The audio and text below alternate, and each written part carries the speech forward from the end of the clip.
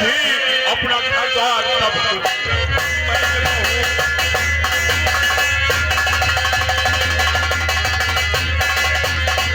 रानी मछला न डाले तुम्हारा हुक्म मत हालन से जल की धारा बहू जिंदा हत्यारे उदल को छोड़ू नहीं क्योंकि इंदल कुंवर को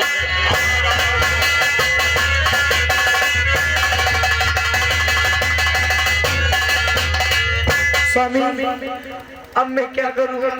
जाओ। जेठ जी मेरी बात नहीं मान रहे। आज से तुम कोई कार्य नहीं करना घर का, तुम्हारा हुक्म हमारी औरत मानेगी और घर द्वार सब का नाम तुम्हारे लिख दूं। नहीं मुझे घर द्वार नहीं, मेरे पति मुझको चाहिए। नहीं तुम्हारा पति तुझे नहीं मिल सकता है। मैं क्या करूँगा? ठीक मैं जा रही हूँ। दो हंसों का जोड़ा बिछड़ी गया रे, दो हंसों का जोड़ा बिछड़ी गया रे, गजब भयो रामा जुल्म भयो रे, गजब भयो रामा जुल्म भयो रे।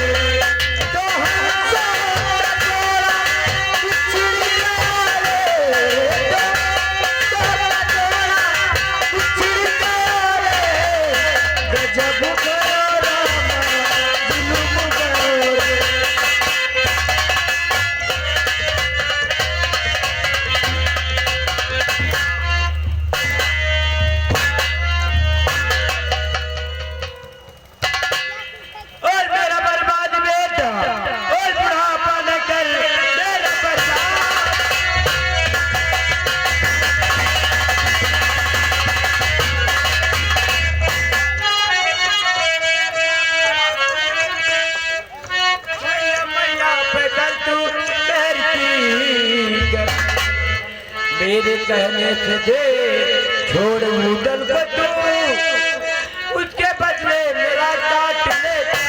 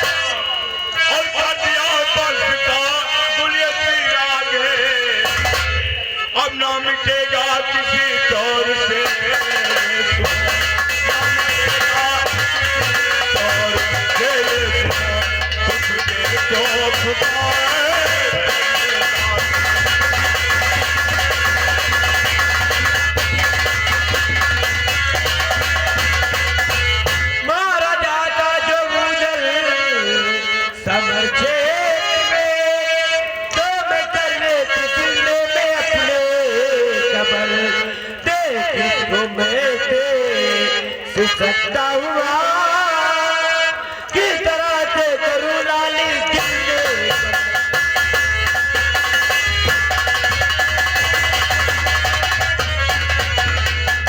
समझ सोच देखूं अच्छी तरह मार करके तो उदल को पछताएगा जब किसी भूख से जंग थन जाएगी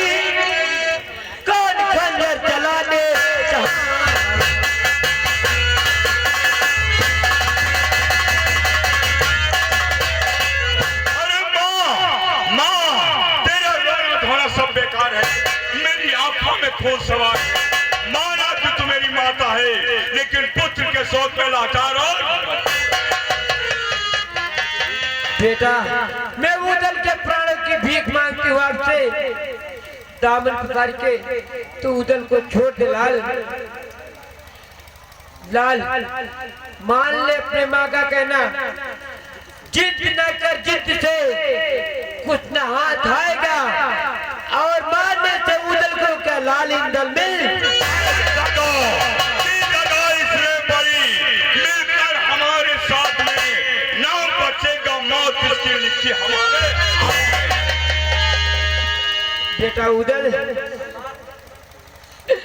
और खून का तुझ पे लगा इल्जाम है,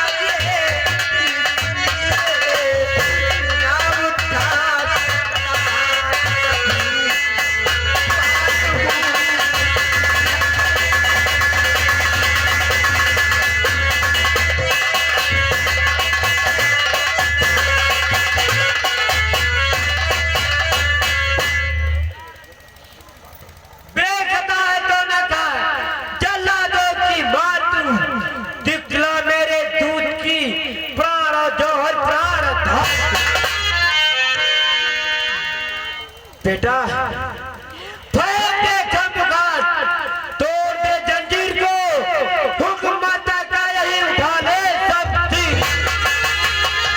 बेटा उदल, अगर तू निर्दोष है तो अल्लाह का सामना कर। अब भाई से ऊंचा दर्जा माँ का होता है। जाओ मैं तुमको हुक्म देती हूँ। चलो तुम आराम करो। ऐसे बड़े भैया हमारे, उनके पर हाथ उठाने की हिम्मत नहीं पड़ती है। ये मेरे बड़े भैया है, इसलिए कम में बांध कर मार खा रहा हूँ। चलो तुम आराम करो, जावा आराम करो। माँ से बड़ा दर्जा भाई का नहीं होता है, क्योंकि माँ ना जाने कितनी जिल्लतों से अपनी औलाद को जन्म देती है। अब कुछ शब्द बोल जाऊंगा, बस माँ की आज्ञा का पालन करूंगा।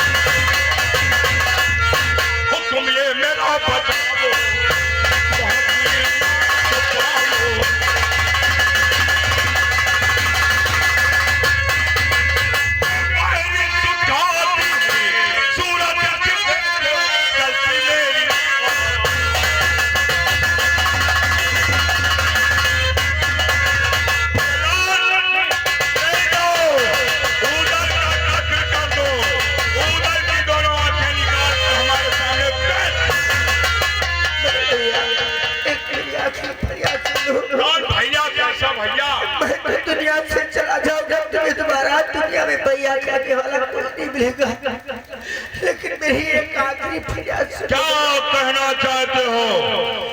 मुझको मरवा के दरबार मेरे पिलार, आप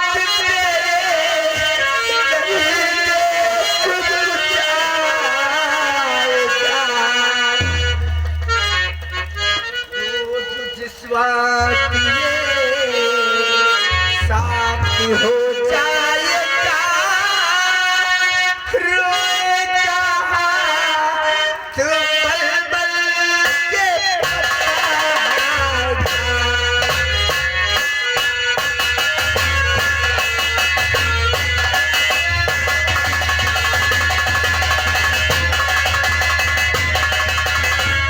शीश झुकार के रोएगा,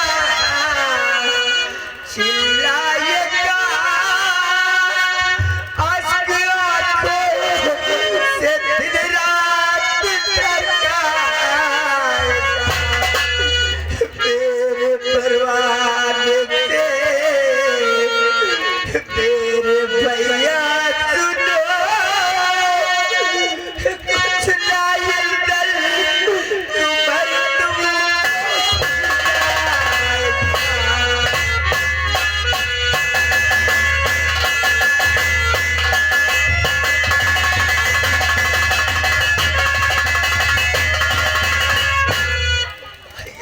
कोई फरियाद तुम्हारी मैं नहीं सुनूंगा।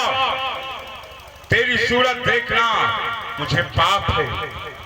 ले जा जल्लाद, उधर का कत्ल कर देना, जंगल में ले जा करके उधर की दोनों आंखें निकाल लेना, सारे कपड़े इसके उतरवा लेना, कपड़े माल खजाने में जमा कर देना और आंखें और कलेजा मेरे को पैक कर देना।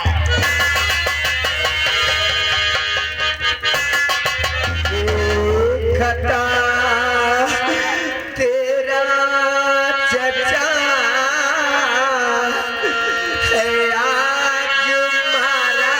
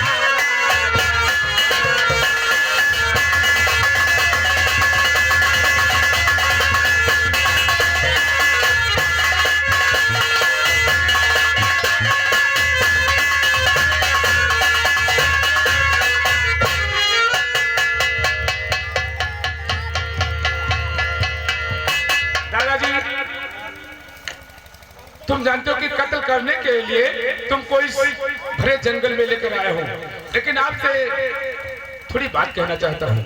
मुझसे क्या कहना चाहते हो? और आल्हा के सामने पे मनमार रहे।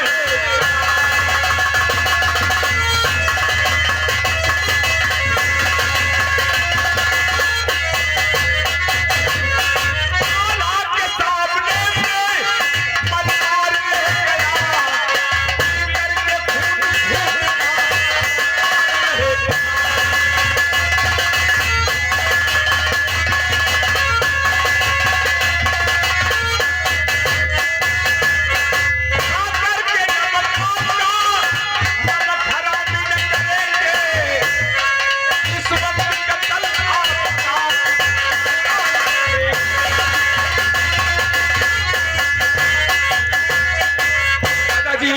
उस समय दरबार में आपके ऊपर बांस चला रहा था, हंटर चला रहा था।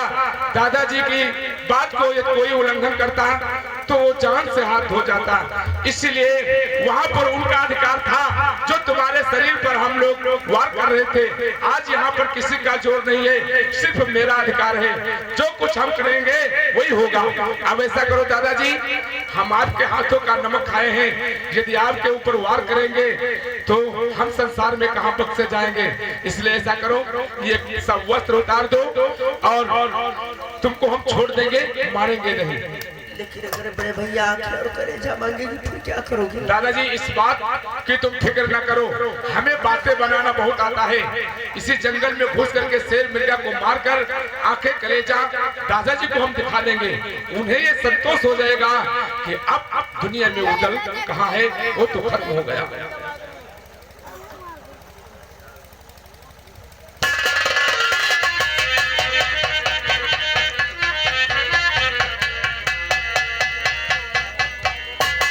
सिर्फ कपड़े अपने उतार दो ताकि उन्हें ऐसा न मालूम हो सके कि अभी उदल जीवित है, उन्हें पूर्ण विश्वास हो जाएगा। और दादाजी तुम ऐसा करना, जीते जी कभी मोहब्बी की तरफ आने की कोशिश मत करना। तो ये मोहब्बा कभी नहीं आएगी, मेरा मोहब्बी में रहेगा। हाँ दादाजी, ये तुम मोहब्बे में आओगे तो मेरे जान के लाले पड़ जाएंगे।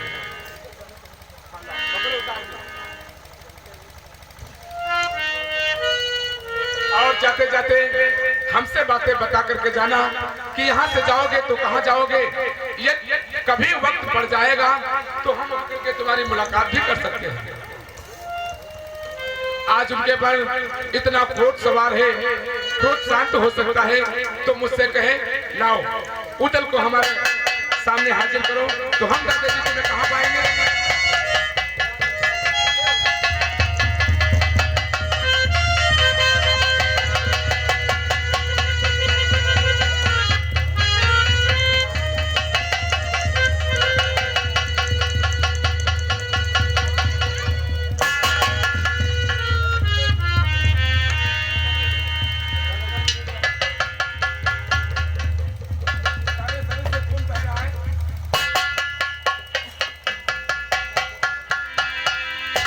और दादाजी हम जानते हैं कि सारे शरीर में खाल नहीं है, मजबूरी थी जो तुम्हारे ऊपर हम लोग हाथ चलाते थे।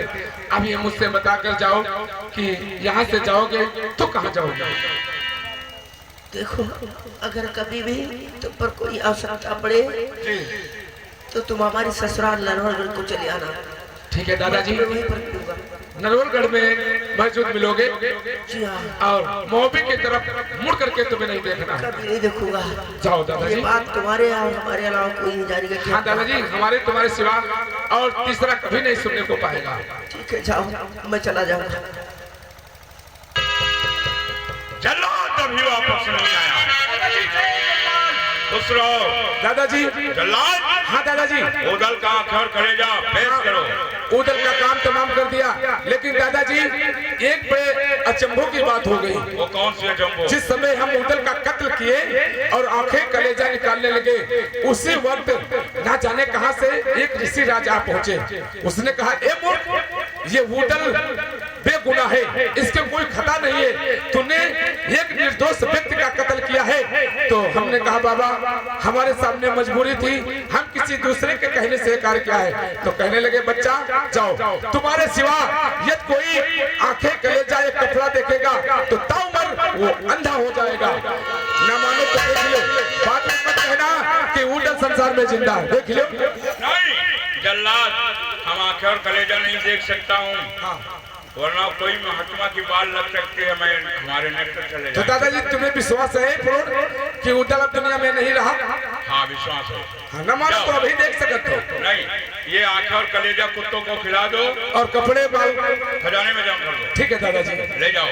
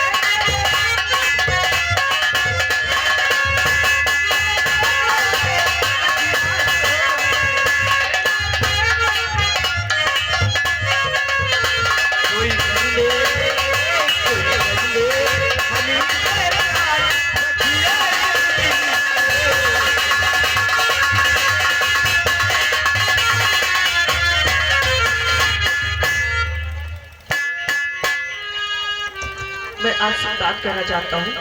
क्या कहना चाहते हैं?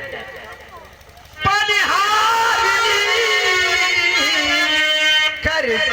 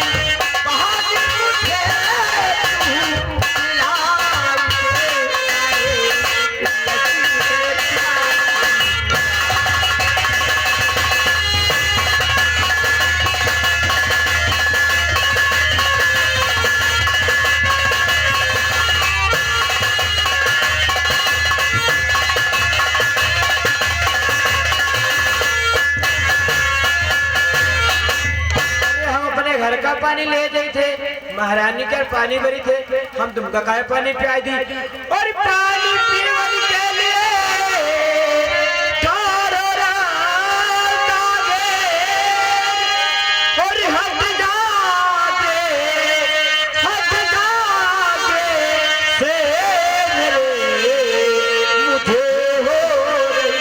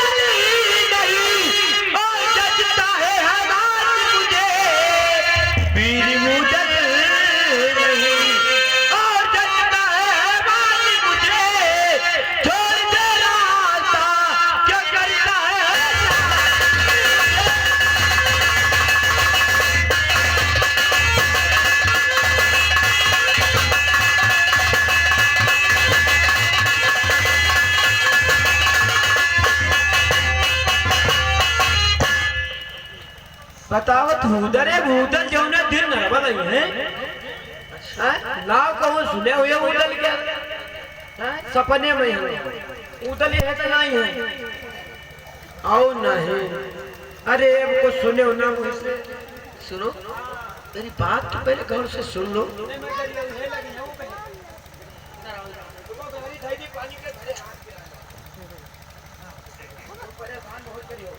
देर हो जाए बताने हमारी जी भी महारानी तुरंत ही फैसला ले आले लेकिन बात सुनो। हाँ बताओ। चलो मानती हो कि आपने कह दिया कि तुम उधर नहीं लग रहे हो। हाँ वो तो नहीं है तो लेकिन इंसान पे मुसीबत आने में समय नहीं लगता है। कब किस टाइम किसके ऊपर भगवान का मुसीबत डाल दे ये कोई समय नहीं पता होता है। लेकिन रही बात अगर हम उधर को कोई निशान बता दें या कुछ उसकी बातें बता दें तब तो समझ में आ जाएगा। हाँ बताओ भाई देखिए। तो सुनो मैं बता रहा हूँ। एक समय की बात थी जब उदल काबुल को घोड़ा खरीदने जा रहा था और